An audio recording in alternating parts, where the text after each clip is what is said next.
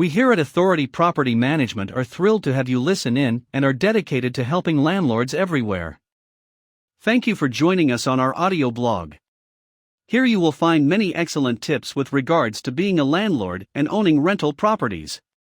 Let's get started. Maintenance requests can be a huge challenge for many landlords/homeowners. If you are a rental property owner, maintenance requests usually increase with the number of tenants you have and the number of properties you own.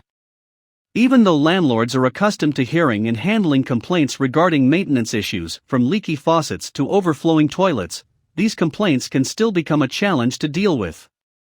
We've put together a few things landlords can do to efficiently handle and resolve tenant maintenance issues.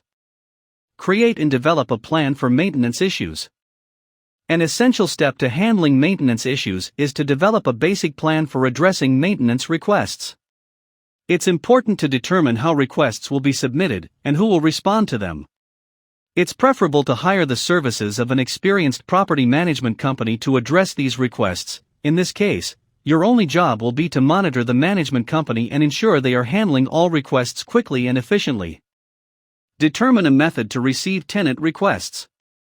For landlords/homeowners who have not outsourced maintenance issues to a property management company, the next step to take is to determine the preferred method through which they will receive tenant requests.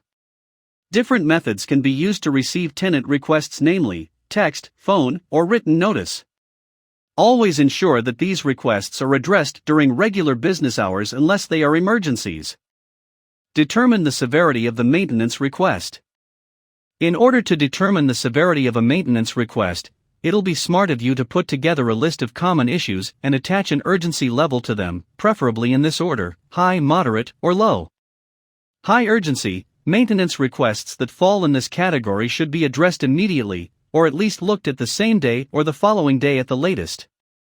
Moderate urgency, these requests should be addressed within a 48 hours time frame.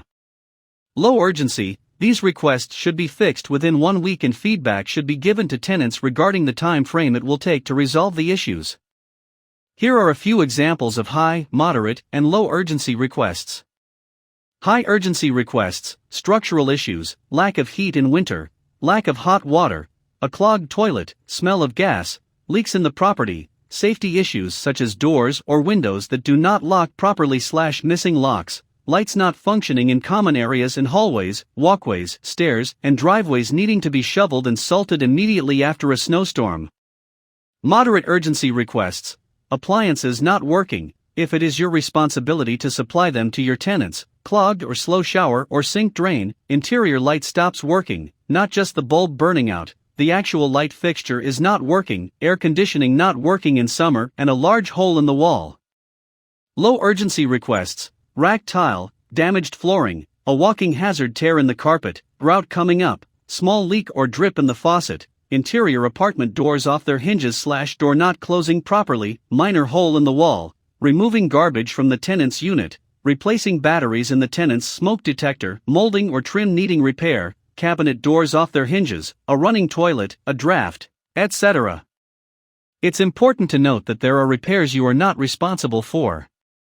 For example, replacing batteries in a tenant's smoke detector, repairing damages caused by the tenant or the tenant's guests. As a landlord, you're at liberty to repair the damage. However, you should charge the tenant a fee, such as a cost of hiring a contractor, or the cost of the materials needed for repairs. Determine the skill level needed for maintenance issues. Determining the skill level needed to complete repairs is an essential part of resolving tenant maintenance requests.